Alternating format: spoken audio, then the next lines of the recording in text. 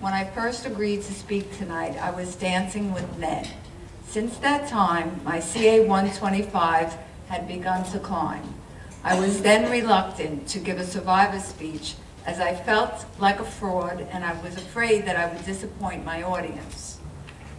But then my friend, Brenda Maxwell, sent me the definition of cancer survivor as defined by the National Coalition for Cancer Survivorship. From the time of its discovery and for the balance of life, an individual diagnosed with cancer is a cancer survivor. So then yes, my name is Angela Dilger and I am an ovarian cancer survivor.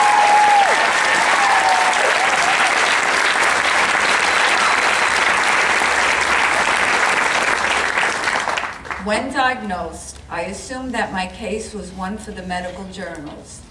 How could I have been seen by 5 doctors on 7 occasions without a diagnosis?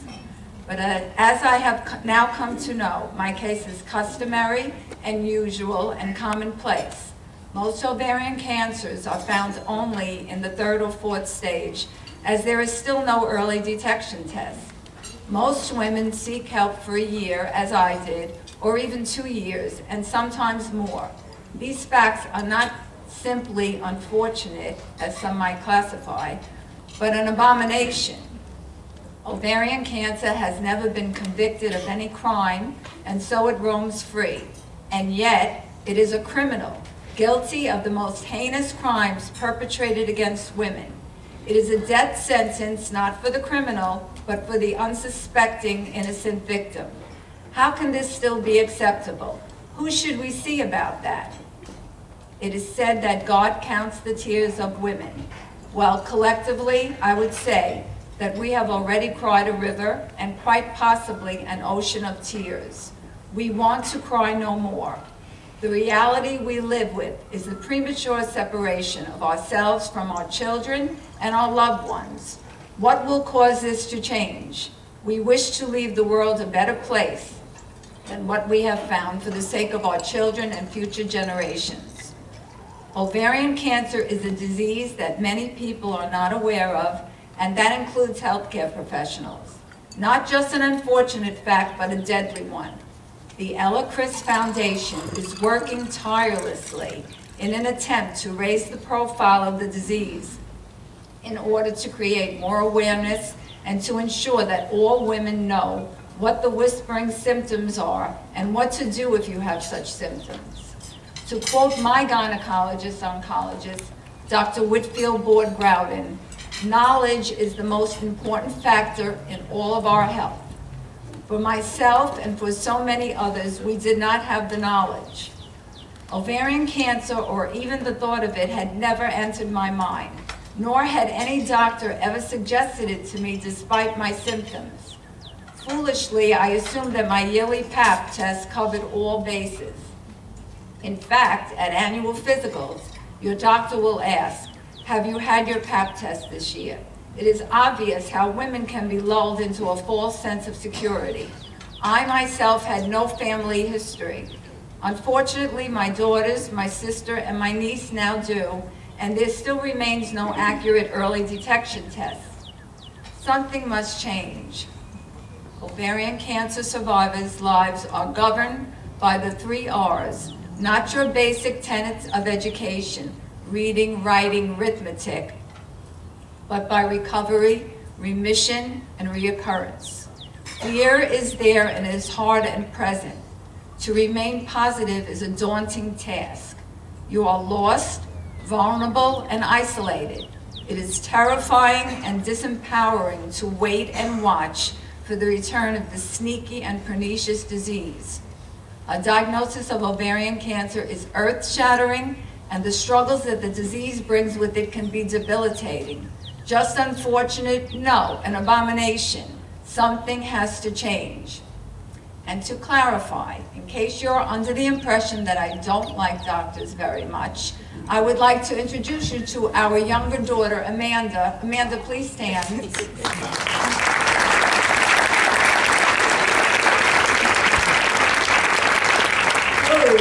Who is graduating in 3 weeks from Harvard Medical School.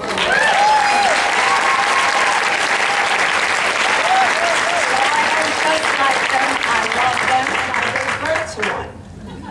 Now, that was a brag, but I'm going to segue into a story. While Amanda was on her GYN surgical rotation, I saw a picture of her removing a woman's appendix. So I assumed appendicitis. She said, no, ovarian cancer. And I said, what does ovarian cancer have to do with your appendix? She said, well, that's what happens, it spreads. And I said, what were her symptoms? She said, none. And I said, well, what do you attribute it to? And she said, bad luck. Little did I know that 3 months later, my right ovary and appendix would be removed as one solid tumor. Bad luck again. To ease my mind, I carry a bag of good luck charms with me at all times for fear that I may be caught again without them. This cannot be as good as it gets. This is unacceptable. Medical science can and will do better. The Criss Foundation has a mission. The Criss Foundation has declared war on gynecological cancer, and like Paul Revere, it is dedicated to spreading the word so that every woman will know the whispering symptoms of ovarian cancer, so that every woman will know to find a gynecologist-oncologist with healing hands who will perform the mother of all surgeries and optimal debulking, if at all possible, for that is our best shot. A gynecologist-oncologist who will sit on your hospital bed as he explains to you that you have stage 3C ovarian cancer and have gone from A to Z in a New York minute, who while you cry for just 3 short weeks before you were deemed disgustingly healthy, with clean transvaginal ultrasound, clean pelvic sonogram, and clean pap smear, will give you hope while you have none. A gyne-oncologist who will play Motown for you in the operating room if you so desire. As I look around and see my friends and Teal sisters, I do so with great admiration and gratitude. They are courageous and brave and unworthy of this disease. Having that been said, we have fought the good fight and have stood up to the beast. We have enough strength and focus and reasons to live so that we may figure this out and be part of the cure. And lastly, as I have quoted my doctor and my doctor-to-be, I will end by quoting my favorite doctor of all, Dr. Seuss. And I quote, "Unless someone like you cares a whole awful lot, nothing is going to get better. It is not." Thank you.